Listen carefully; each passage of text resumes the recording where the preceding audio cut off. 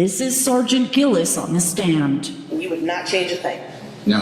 He testifies the incident tarnished his reputation, a claim Huff is ready for. You had previously had excessive force complaints for punching a woman in the face. There was questions on it, allegations, yeah. You had allegations against you for sexually harassing women at the Starbucks where you would do your paperwork. I think it was that wordish, but yeah. Also for inappropriately selling weapons. Yep. Voiding traffic tickets for friends and family. Yes, I did that. 5 to 10 inquiries about using excessive force by Internal Affairs. Sounds probably right. You've been placed on leave with pay 4 times. Yes, ma'am.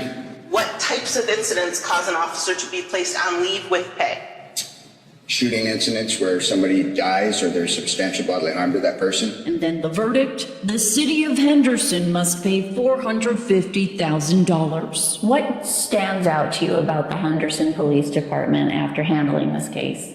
They clearly have a culture that allowed this to happen. In the ongoing struggle for justice and equality, one of the most pressing issues we face is the pervasive corruption that taints our institutions, particularly within law enforcement and local politics.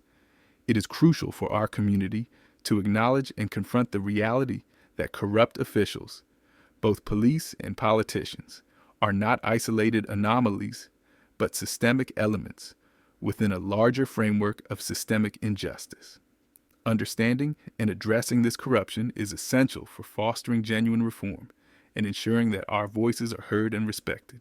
Corruption within law enforcement is not confined to a few bad apples.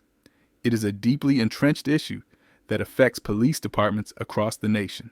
The pattern is distressingly familiar. Instances of police misconduct, abuse of power, and racial profiling are often brushed aside or inadequately addressed. Corrupt officers frequently operate with impunity, shielded by a culture of silence and complicity that protects them from accountability. This systemic corruption undermines the very principles of justice and fairness that law enforcement is supposed to uphold. Similarly, local politicians often fall prey to the temptations of corruption. The power and influence wielded by elected officials can easily be corrupted by personal gain, bribes, or undue influence from special interest groups. This corruption manifests in various ways: misallocation of public funds, neglect of community needs, and the prioritization of personal or partisan interests over the welfare of constituents. The result is a cycle of disenfranchisement and systemic neglect that disproportionately affects marginalized communities. The effects of this corruption are profoundly damaging to our community. When law enforcement agencies are corrupt, it leads to a breakdown in trust between the police and the community they are meant to serve. This mistrust is exacerbated by the lack of accountability and transparency in handling police misconduct, which erodes confidence in the system and discourages cooperation with law enforcement. For many, this results in a sense of vulnerability and injustice, where the very institutions that should protect and serve are instead sources of fear and oppression. Local political corruption compounds these issues by diverting resources away from vital services and infrastructure that our communities desperately need.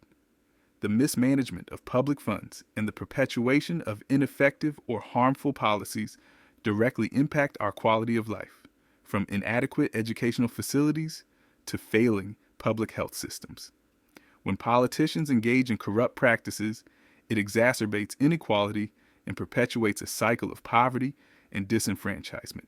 Recognizing and addressing corruption requires a multifaceted approach. First and foremost, we must advocate for greater transparency and accountability within both law enforcement and local political systems. This includes supporting reforms that mandate independent oversight of police departments and ensuring that local government operations are subject to rigorous scrutiny. Community engagement is also critical.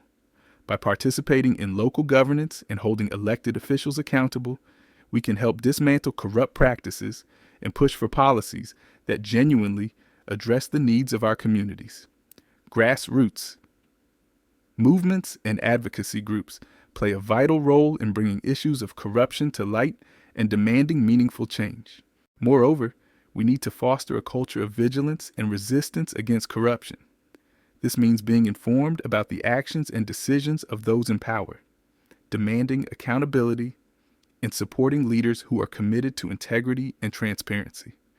We must also support initiatives that aim to educate and empower our community, helping individuals understand their rights and the mechanisms available for addressing corruption.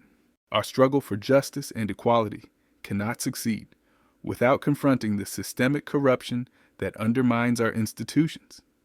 Acknowledging the presence and impact of corrupt practices within law enforcement and local politics is the first step towards meaningful reform. It is through collective action, informed advocacy, and unwavering commitment to transparency and accountability that we can challenge these injustices and work towards a future where our communities are treated with the dignity and respect they deserve. In this fight, every voice and every action matters. By recognizing the depth of corruption and standing united against it, we can begin to dismantle the barriers that perpetuate inequality and work towards a more just and equitable society.